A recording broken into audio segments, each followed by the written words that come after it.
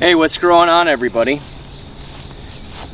Today I'm going to be making a video on growing persimmons, and I want to talk about these trees because these were one of the trees that were on my bucket list in Arizona to grow, and I always struggled to actually get them to survive while I was there. I'm going to have some tips for things I can do to help my fellow Arizona gardeners maybe be a little more successful, some stuff that I learned about these trees out here, and just some tips that I've had over my last 9 months just planting some of these into the ground and seeing how they develop, seeing some things that work and things that have not worked. And at the very end of the video, I'm going to show you a native persimmon tree that when I flew my drone up, it was 38 feet tall, so almost 48 tall, and full of fruit. And even though it's August, we've had some like cold snaps come through here, and some of the fruit has actually dropped and it is ripe, and it is really good. So we'll show you guys that too.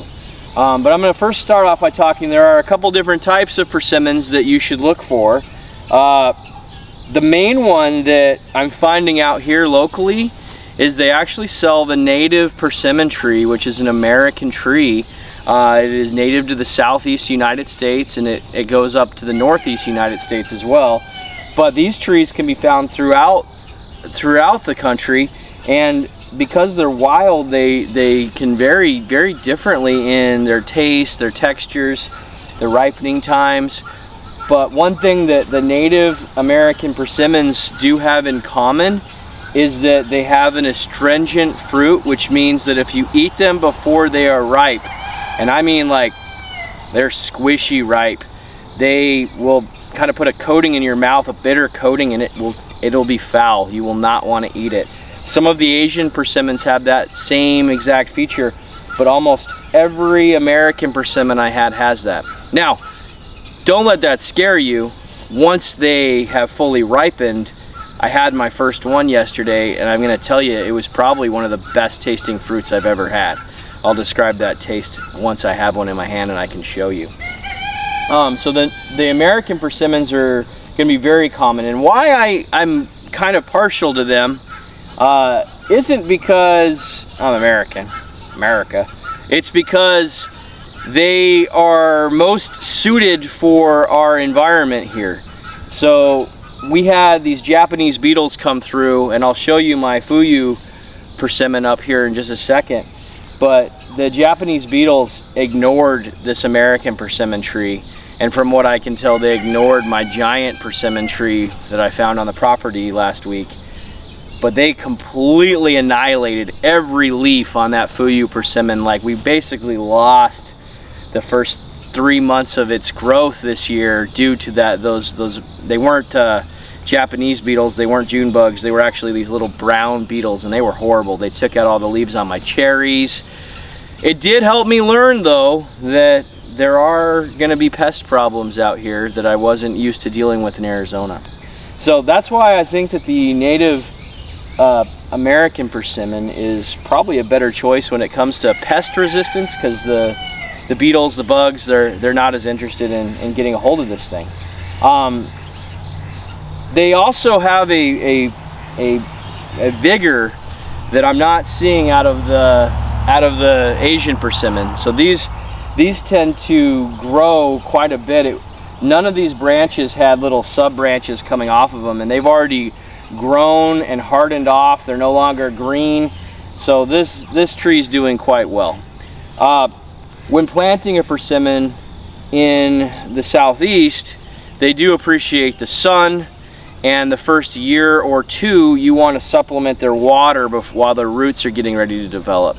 In Arizona, I would say they're going to be planted just kind of like I tried to do with my cherries. You're going to want to plant them in an area where they get a lot of shade. I'm not going to say full shade, but maybe they should be treated similar to like an avocado, or one of the more like a loquat. Like once they've reached a certain phase, you can get them. And two, when you're picking out the variety of persimmon, I wish I could find the article, but there was somebody in Arizona who was trying to do what I was trying to do with my cherry trees with persimmons. He's going through all these experiments trying to get them to work. And the one thing that finally was able to work for him, and that was kind of the direction I was taking with the cherries, was you had to find a rootstock that would work. And what he found that was working was that he had a Asian persimmon, like a Fuyu and a Satao, and I forget, Hitachi, and he had them grafted onto an American persimmon rootstock. So the American persimmon rootstock was able to pull in the nutrients from the ground so much better. And I think that's a good path to take even out here in the south, because we do have some clay soil here.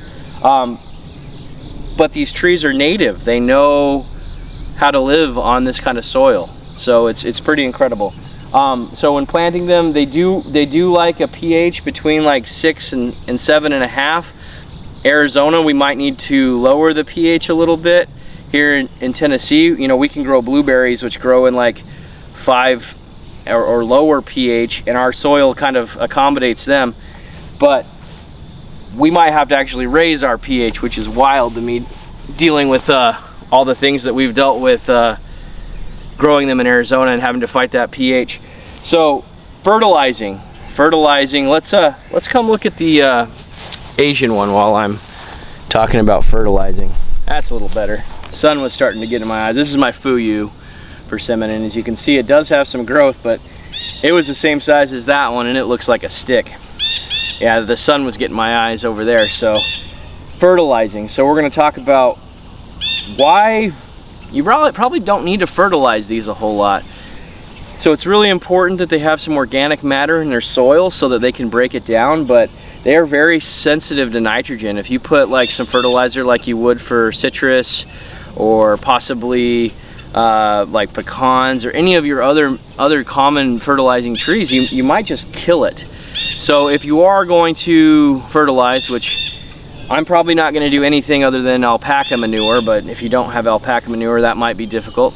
I would recommend that you just don't fertilize, or you put a bland 10-10-10 in a very small amount on it. Every year I would still continue to put mulch around the basin of the tree. That mulch will give your tree a natural breakdown of the micro and macronutrients that will feed your tree. I watched a video actually this morning on persimmons that recommended you didn't allow the leaves to fall on the ground, because if there's any kind of leaf disease, it will get into it. I'm under the impression though that I want to use leaves for my mulch, and so I'll probably still use that. I may not use the persimmon leaves though, because I don't want to transfer that disease. But my plan is to have a row of different persimmons, if I can talk my wife into it. It's not like we don't have the real estate to do it, but I want to have all the different varieties that I can, and I want to be able to grow them successfully. Now, I just off this first year, I'm going to go ahead and just say that the American Persimmon is winning as far as growth and vigor and the ability to combat insects. And even if it did have some insect damage, it bounced back really fast. So those are my tips. Let's go see my giant tree. Walk it over, we can see the little alpaca herd. We got our new little baby. So it was so foggy out here a little while ago. We literally live in a rainforest. They're all like, they look like they're soaking wet like it rained. It didn't rain. It just had so much moisture in the air. It drenched them. Hey guys. All right, back to the persimmons. Walking over here, you can see my bananas. Yeah, I know they won't live, but I'm hoping that when they die back, that they'll come back with some vigor from the root system. If you guys look here, you can see kind of my row of mulberries. I've got 6 different kinds now. All right.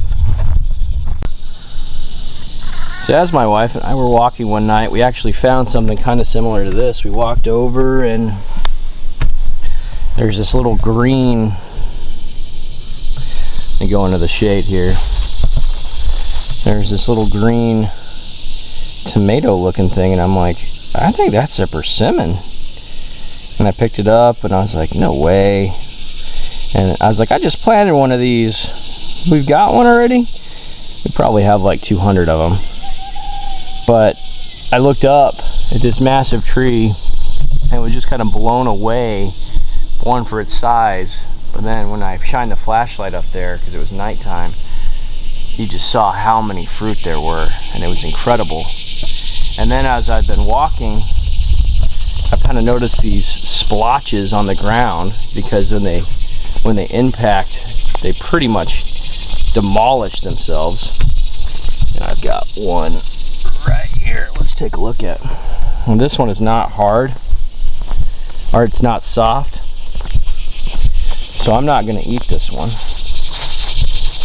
I'll show you guys me eating one here in a minute. Once it looks like the deer have all come through and probably ate a good deal of them already. So for the past few mornings, I've been coming out and just seeing what I can find, and I'm 99% sure that there is something coming out here. I've seen deer, I've seen raccoons, I've seen possums. I've even been told coyotes will eat the persimmons. And just seeing what's left, it's usually nothing in the morning is left. The morning time, there's like nothing. The birds will get it, whatever, something will eat it. But after the afternoon and cars have been driving by, it kind of scares the deers and the other animals away. Usually around that time I start seeing them. So it's interesting though, in the morning I can find the astringent ones, the ones that are not soft yet, just lying around, because the animals even know if they're not really soft, you don't eat them, which is kind of interesting. I'm gonna do something for the video just because I know YouTube. Everyone says how bad the astringent ones taste. I'm gonna go ahead and do it just to see. You guys, this will be a genuine reaction, and I'm kind of nervous to do it because I've been told it like makes your mouth taste bad all day, so it might be a little crunchy even. So I'm gonna do it.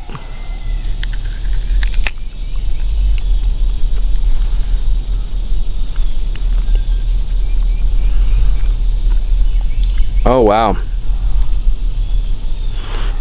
I don't want to say the flavor's bad.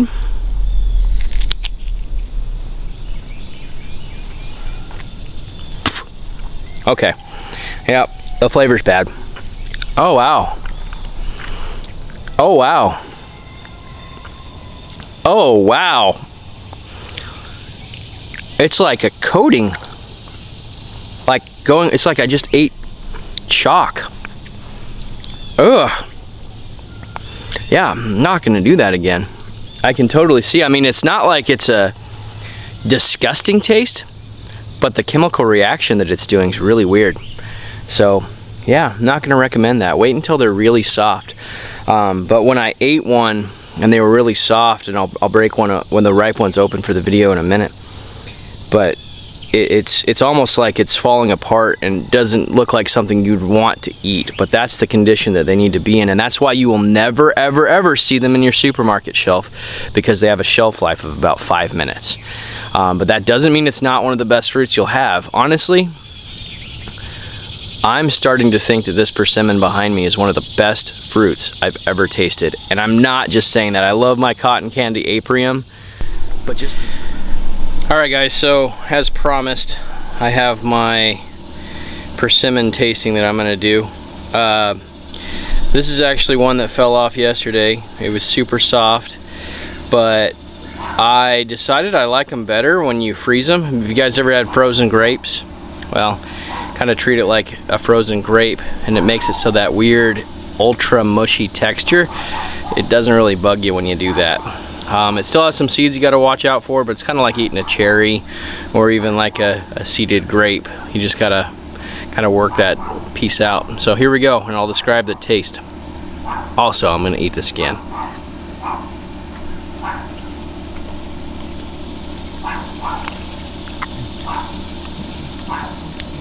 Much better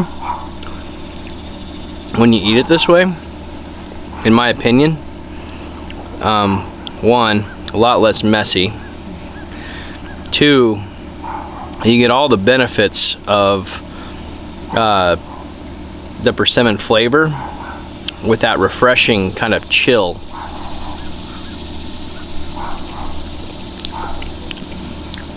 To me, it also makes the seeds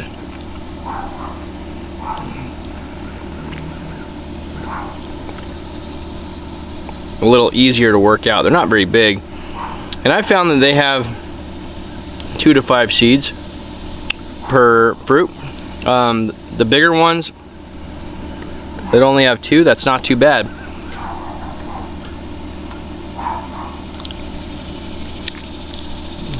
I'm just going to throw out that last little part for the birds. They can eat it, maybe take the seed somewhere, and a new tree will grow. What I would describe the flavor to be is similar to like an orange or a mandarin orange without the acidic part, and then like maybe hints of like caramel. So it's very good. Highly recommend it. So hopefully you guys enjoyed watching this. Grow some persimmons. They're awesome, especially the American ones. And we'll catch you later. Bye.